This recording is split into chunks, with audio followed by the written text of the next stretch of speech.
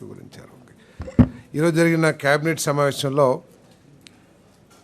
చాలా ముఖ్యమైన నిర్ణయాలు, రైతులకు సంబంధించిన అనేక విషయాల మీద చర్చ, రైతులకు అనుకూలంగా ఉండే అనేక నిర్ణయాలు తీసుకోబడ్డాయి.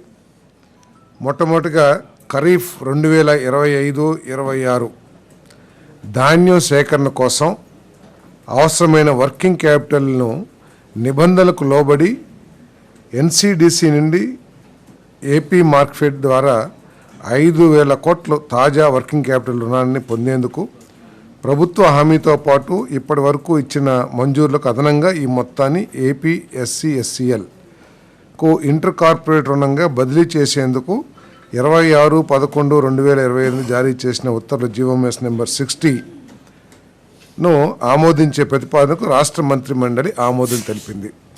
అందరికీ తెలిసిందే, దేశంలో ఎక్కడ లేని విధంగా రాష్ట్రంలో ధాన్యాన్ని సేకరించే కార్యక్రమాన్ని, సేకరించిన ధాన్యానికి అత్యంత వీలైన తక్కువ సమయంలో రైతులకి చెల్లింపు చేస్తున్న ప్రభుత్వం ఈ కూటమి ప్రభుత్వం చంద్రబాబు నాయుడు గారి నాయకత్వంలో.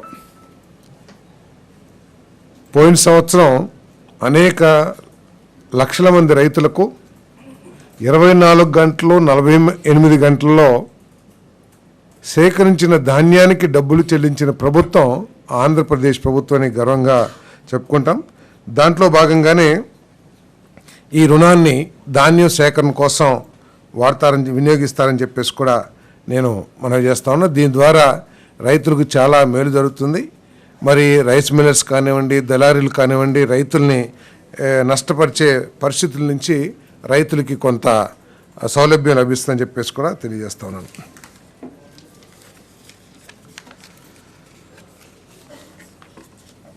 ఏపీ సహకార సంఘాల చట్టం 1964 కింద ఇప్పటికే ఉన్న ఏపీ స్టేట్ నూర్ భాషా దూదేకుల వెల్ఫేర్ అండ్ డెవలప్మెంట్ కార్పొరేషన్ను రద్దు చేస్తూ ఏపీ నూర్ భాషా దూదేకుల కోఆపరేటివ్ ఫైనాన్స్ కార్పొరేషన్ పేరుతో కొత్త కార్పొరేషన్ ఏర్పాటు చేసే ప్రతిపాదనకు రాష్ట్ర మంత్రిమండలి ఆమోదం తెలిపింది. మనందరికీ తెలిసిందే, రాష్ట్రంలో దాదాపు 4.85 lakhs ఈ దూదేకుల కమ్యూనిటీ వారు ఉన్న విషయం తెలిసిందే.